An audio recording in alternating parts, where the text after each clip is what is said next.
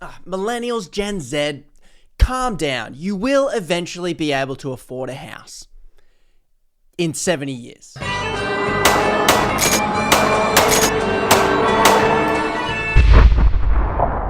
Wait, Punt, this video is brought to you by me, Punters Politics. If you want to support the channel, head over to punterspolitics.com, pick yourself up a t-shirt, and check out the Punters Personality Quiz if you want to find out what kind of punter you are. Anyway, back to it. Yeah, it looks like either approach is going to be having we millennial punters waiting more than 70 years for affordable housing if we follow the path that the major parties are pushing. So, old Patrick Commons, economics editor here, he's pointing out Labor and Coalition's housing policies. I love politicians. They're always saying our plan is to help young Australians realize the dream of home ownership. Well, let's see what your plans are going to get us there, because it sounds nice. That's what Pete Hart said. He said he wants to see, I want to see them home prices steadily increase.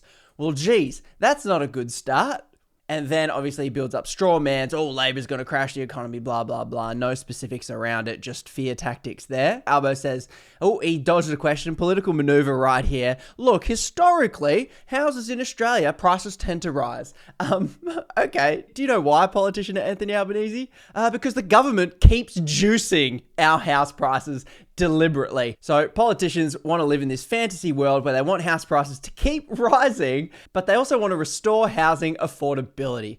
Okay. But according to independent economist Saul Eslaki, this might sound nice, but it's actually a con. Cool. Let's take a look. At the end of last year, the median house price in a capital city where most people live is 12.8 times the average adult Australian income of 73 grand. Bloody hell. In comparison, at the turn of the century, median house price was 6.5. Let's take a look at this graph. I've looked at it before, but it looks like around here is when things started to get out of hand. And I mean, there's been a few inflection points. This looks like the first one, and then this looks like the second one, and now we have a third one. Oh, and we're off to another nice little start there. So this is getting out of hand rapidly. This is where Alan Kohler continues to point out that the crisis began around 2000s.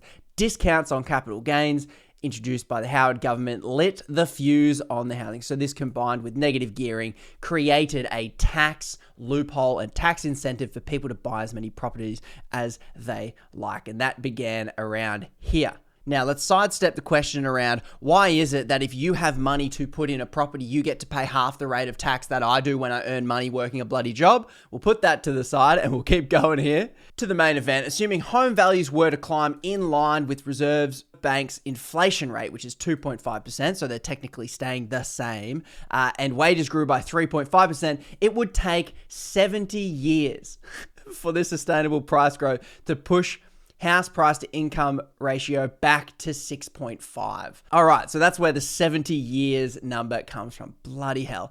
So the TLDR is, if you're a millennial and you don't own a house, you're a Gen Z, you don't own a house, bloody hell, if you're a Gen Alpha coming out of school or going into school right now, you're still screwed. We're going to burn 3 generations of housing affordability here to bring it back. So let's just get that on the table here. Is this the only option?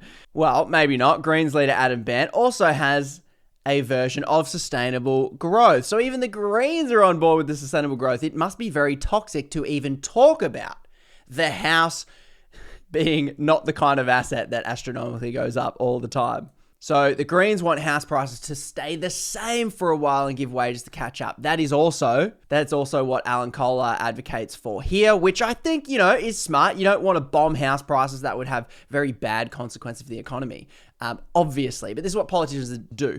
We're talking about very moderate changes to deliberately bring house price growth the same or tiny, small bits, but then governments react to that as if you've said you're going to crash the housing economy. So what about this hopeful scenario? But even in the more hopeful scenario, where house prices stagnate and wages grow by 3.5%, it would take 20 years to return the affordability measures. So by the time I'm 50, maybe houses will be affordable. And you know what? I'll take it. I'll bloody take even that. This is absolutely insane. Oh my gosh, look at this inflection here. And the housing, This is a runaway train. Look at house price rapidly. So this was a big inflection, but that looks like nothing to what's just happened here and even what's beginning to continue here. So nothing seems to be changing at all. So why are we so afraid to even talk about the idea of house prices slowly and steadily coming down? Okay, rapid house price falls of 20% would be disruptive. We get it. Let's rule that out. Let's not do that. But what would be wrong with a 5 to 10% fall in house prices over a 3-year period? That would do more to boost affordability than anything the government has done in the past 60 years. Such a result would be difficult to engineer via government policies. Okay, so he's saying this outcome, which would be nice, a slow decline to 5 to 10% in 3 to 5 years, would be difficult to engineer. Okay, but governments should at least not actively work to stem falling house prices as they have repeatedly done. The housing market is heavily determined by government policy, and government policy is doing this.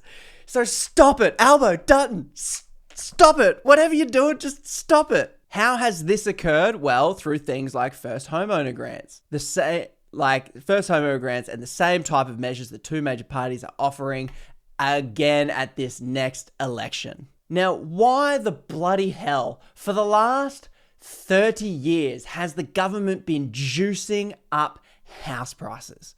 Well, I suspect this might have something to do with it. This is from the same bloke, Saul S. Lackey. I think it's just basic political electoral math. Each year, 110,000 people succeed in becoming first home buyers. So they would obviously want houses to become more affordable. Then the 5 or 6 of those people who don't rounds up to 700,000 votes for people who want house prices to be affordable and to come down.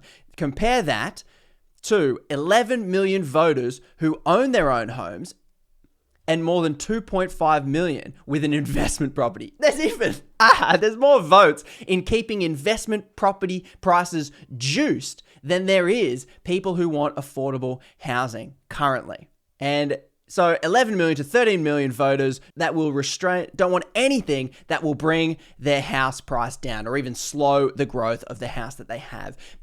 So I think that is the bare, basic, simple math that Peanuts and Albo are doing. And over time, that will shift. Over time, more punters like me will not have homes, and people, that generation that got the houses, entrenched their wealth at the expense of the generation that came after them because they kept voting for these sorts of policies that politicians are looking for. Eventually, that'll shift. That's the good news. The good news is, eventually, in 70 years, things will be sorted and we'll sort it out. Doesn't help us much, then, does it? But here's why this is so stupid. To those 11 million voters that want to keep juicing house prices, I'll point to you to this article from Leith Van Onselen. Australia's wealth is a mirage. Your house that you own, you want to see it keep going up. But guess what? You can't eat that money. It's meaningless money. It's just money on paper. You sell that house, you have to buy another house that's priced for the exact same. So cool, it's equity. Cool, it looks good on paper. Cool, in global rankings here, Australia's median wealth per adult. Oh, look how high we are. But it's meaningless because if you're trying to service a huge mortgage, you don't have disposable income. You're not living like you're rich. Nothing. There's very little to no benefit to having these high house prices. If house prices were lower and you had a house, great. If house prices are high, you have a house, great. You still have a house. Despite being so bloody wealthy, Australians are struggling financially because all of our money is going to service this stupid house over our head. And what do we do for it? We get into massive, massive debt.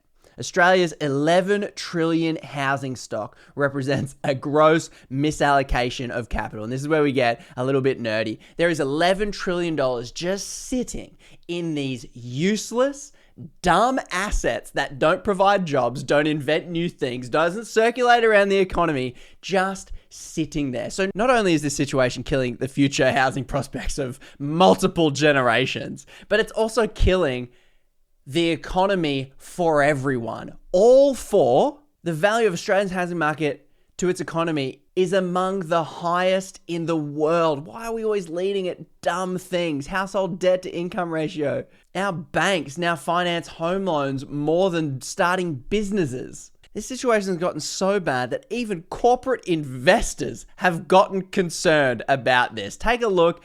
Australian super boss kind of is not wrong. I'd like to say that I think the big burning both productivity and cost of living problem is housing. And I think we keep underestimating how worrying housing is. So if you could buy a house in 1970 for 2 times a family's income, and you could buy a house in 1997 for 3 times a house's income, and now it's 6.5 times, and in Sydney it's 9 times. So except it's higher than that. From what I just saw, it's higher. So if you can't find safe and secure housing, you can't be optimistic and positive and energetic, and everything feels like a drag.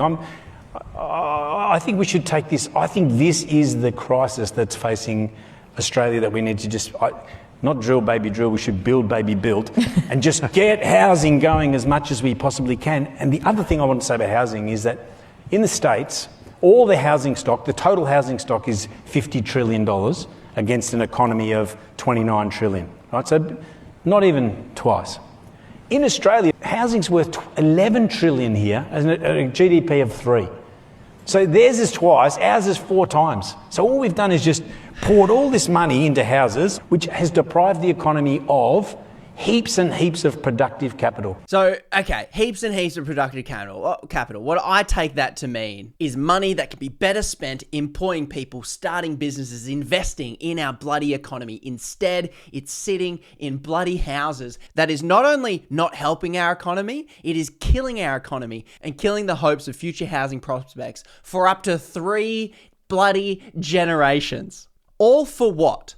For 11 million easy votes. So both our major party politicians need to nut up and stop pandering to a group of voters that are believing some simple lie and start proposing bold, bloody solutions and convince these 11 million people that they're actually worse off as well. That even though that number that they get in their bank slip that shows how much value it's worth, they're actually struggling because of this. They're struggling under household debt and they're living paycheck to paycheck because of this system. But I'll tell you why the system continues and why it's even doubly hard to change. So it's the votes, but it's also the fact that Australia's major banks get more than $200,000 in profit per home loan, right?